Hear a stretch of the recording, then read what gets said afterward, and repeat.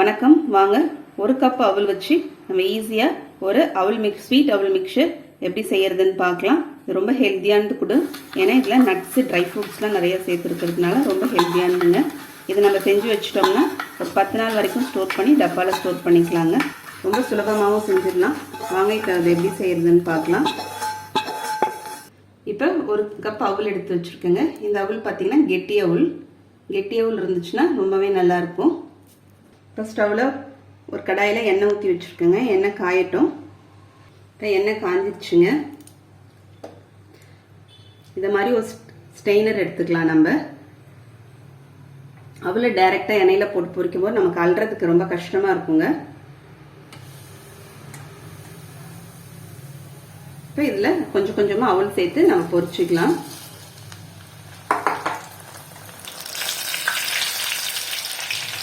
பொரிஞ்சிச்சு பாருங்க. போட்ட உடனே செத்த நேரத்தில் பொரிஞ்சிரும்.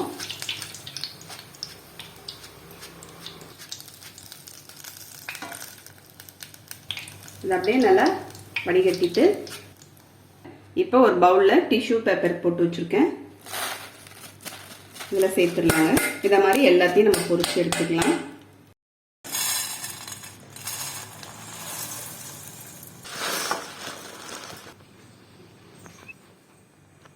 இப்போ ஸ்டவ்வில் வேற ஒரு கடாய் எடுத்து வச்சுருக்கேன். அதில் ஒரு 1/4 கப் அளவுக்கு தண்ணி சேர்த்துக்கலாங்க.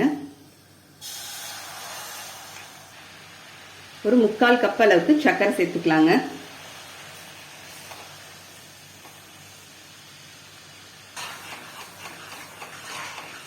சர்க்கரை சேர்த்து சர்க்கரை கரைஞ்சி வரட்டும் நமக்கு. இப்போ 1 டேபிள் ஸ்பூன் தேன் சேர்த்துடலாங்க. இது எங்கள் மாடி தோட்டத்தில் எடுத்த தேனுங்க.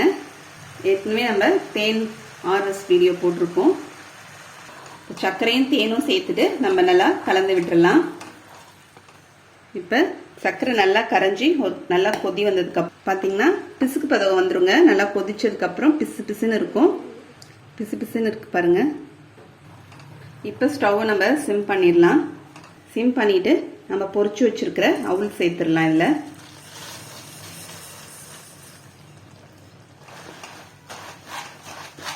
ஒரு 7-8 பேரிச்சம்பழம் பொடிசாக கட் பண்ணி வச்சுருக்கேன். அதை சேர்த்துக்கலாம். ஒரு 5-6 பாதாம் பருப்பு நம்ம நல்லா வறுத்துடணுங்க. ட்ரை ரோஸ்ட் பண்ணிவிட்டு ட்ரையாக வறுத்துட்டு பொடிசாக கட் பண்ணி வச்சுக்கலாம். ஒரு 2 டேபிள் ஸ்பூன் அளவுக்கு தேங்காவை பல்லாக எடுத்து வச்சுக்கலாங்க. அதை இப்போ சேர்த்துக்கலாம். பொடிசாக கட் பண்ண காஞ்ச திராட்சை, ஒரு திராட்சையை 2ஆக கட் பண்ணிக்கலாம். நான் கருப்பு திராட்சையும் சேர்த்துக்கிறேங்க, சாதாரண திராட்சையும் சேர்த்துக்கிறேன். ஏதாவது ஒன்று கூட நம்ம சேர்த்துக்கலாம்.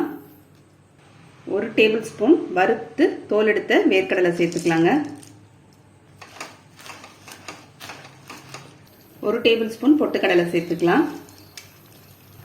ஒரு 1/2 ஸ்பூன் ஏலக்காய் தூள் சேர்த்துக்கலாங்க. இப்போ எல்லாத்தையும் நம்ம சேர்த்துட்டு ஃப்ளேம் பார்த்தீங்கன்னா ரொம்ப லோவாக வச்சிடணும். வச்சுட்டு கலந்து விட்டுடலாம். இது கூட வறுத்த கருப்பு எள் இருந்தால் கூட நீங்கள் சேர்த்துக்குங்க. இப்போ நம்ம நல்லா கலந்து விட்டுட்டோங்க. இப்போ கலந்து விட்டுட்டு நான் ஸ்டவ் ஆஃப் பண்ணிடுறேன்.